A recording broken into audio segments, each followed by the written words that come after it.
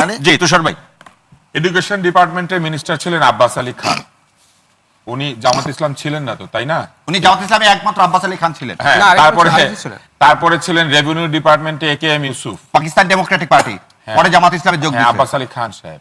আব্বাস আলী খান তো বললেনই একবার। হ্যাঁ হ্যাঁ, আর AKM ইউসুফ ছিল পাকিস্তান ডেমোক্রেটিক পার্টি, পরে জামাত ইসলামে আসছেন। আপনি ওখান থেকে পরে জামাত ইসলামে আসছেন। আর আমি যেটা দেখাচ্ছি আপনি মানে পরে জামাত ইসলামে আসছিলেন উনি, তাই তো? হ্যাঁ, পরে জামাত ইসলামে আসছেন। ও, তাহলে পরে আসলে উনি জামাত হয় না? না না না, ওই সময় কে ছিল? আপনি ওই সময় লোককে ঢুকাই দিবেন। আমি এখন যদি বলি তুষার ভাই এখন আপনি বিএনপির পক্ষে কথা বলতেছেন, আওয়ামী লীগের সাথে আপনি আওয়ামী লীগ ছিলেন। না না, আওয়ামী লীগ ছিলেন, তাকে জিনিসটা কি রকম হবে? না, আওয়ামী লীগের সময় আমি আওয়ামী লীগ ছিলাম না, এখন আমি শুনেন, বিএনপি। শুনেন, আপনি জয়ের ইয়া নিছেন। হ্যাঁ, আমি নিছি। আপনি নিছেন, আবার বলেন না কথা। এবার কথা বলেন না, এসব বলেন না। আমি ফখরুল ইসলাম আলমগীর তাহলে আপনি কি আওয়ামী লীগ? হ্যাঁ, তাহলে আপনি আওয়ামী লীগ? আপনি জয়েরটা নিছেন, ফখরুল ইসলাম আলমগীর নিছেন, আমি তাহলে একজন আওয়ামী লীগ। পেশাদার উপস্থাপক। কি সুন্দর লোকজন যখন সাক্ষাৎকার দিতে আসবে আমার মতো উপস্থাপকের কাছে আসবে। তিনি তো ওর কাছে যাবে না তো। নিয়েছেন, তাই যখন তো বলছেন। ওকালতি করতে যাবে ওর কাছে তাহলে যাবে। তাকে আওয়ামী লীগ বলা যাবে? আমার কাছে আসবে। তাহলে কি আওয়ামী লীগ বলা যাবে? আর যে লোকটা পাকিস্তান ডেমোক্রেটিক পার্টি করতো, ধরে নেন মুসলিম লীগ যারা করতো, পরে বিএনপি আসছে, তাদেরকে আপনি বিএনপিতে আসার আগে কি বলবেন? মুসলিম লীগ। আর বিএনপি আসার পর তো বিএনপি বলবেন না মুসলিম লীগ বলবেন?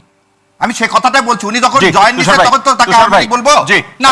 শাহরিয়ার ভাই, আপনার প্রশ্ন নিশ্চয়ই তুষার ভাই বুঝতে পেরেছেন। তুষার ভাই শুনতে চাই যে তুষার ভাই কেন ইন্টারভিউ নিয়েছেন, সেটার প্রশ্ন ছিল। হ্যাঁ, আমি কেন ইন্টারভিউ নিয়েছি এটা আমার ব্যক্তিগত না, প্রশ্ন। তিনি জানতে এগুলা চাইছেন হচ্ছে না না, উনি এটা প্রথম জিনিস বোঝার চেষ্টা করেন।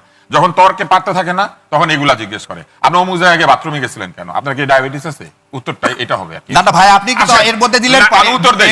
আমি উত্তর দেই, আপনি মাঝখানে শাহরিয়ার ভাই, শাহরিয়ার ভাই, কে কে ছিল আপনি তাই বলুন। আমি বাংলাদেশ টেলিভিশনে যাই যখন ওর জন্ম হয়নি, এবং আমি টেলিভিশনে শুধু উপস্থাপনা করি না, আমি বিতর্ক করেছি। বাংলাদেশে যদি 5-10টা উপস্থাপকের নাম বলা হয়, কেউ পক্ষপাত না করলে আমার নাম বলতে হবে। তাও ভাগ্য ভালো হাঁটুর বয়স বললেন না। না বলতে, হ্যাঁ এটা বলেননি, ভাগ্য ভালো, ভাগ্য ভালো, আপনি আমার বয়স জানেন না। হবে না, ওই কথাই বলেন না, বাংলা ব্যাকরণ পড়তে হবে। এসব আন্ডারমাইন করেন না। আপনি হয় এটা বন্ধ করবেন। শাহরিয়ার ভাই, তুষার ভাই শেষ করুক, এরপর আপনার করবেন। জি জি।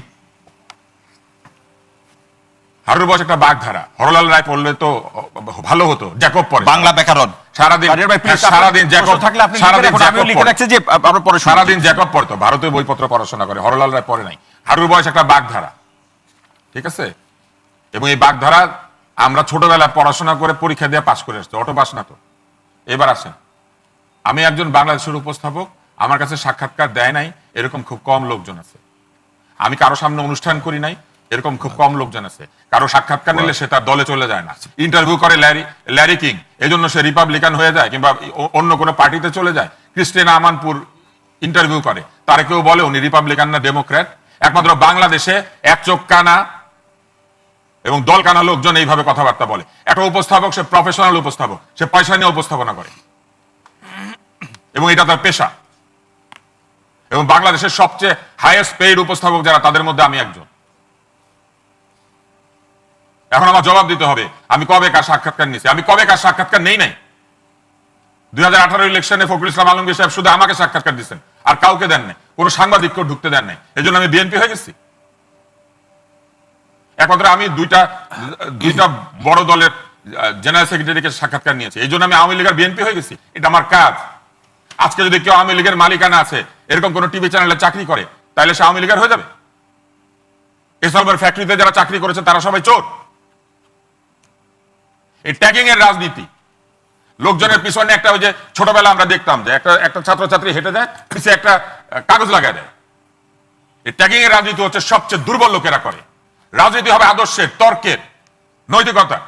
রাজনীতি হবে যুক্তির। সেই সব রাজনীতি বাদ দিয়া যখন কথাবার্তায় দুর্বলতা দেখা দেয়, তখন বলতে থাকে আপনি তো অমুক, আপনি তো তমুক, আপনি তো যাই গতদিন মান্নার দলের ছিলেন, আপনি তো বিএনপি হয়ে যাচ্ছেন। কি কারণে আমি বিএনপি হইতে যাবো, কি কারণে আমি আওয়ামী লীগ হইতে যাবো? আমি একমাত্র উপস্থাপক যাকে আওয়ামী লীগও ব্যান করেছিল, বিএনপিও ব্যান করেছিল, এবং দুইটা দলই আমাকে টেলিভিশনে ঢুকতে দিত না কিছুদিনের জন্য।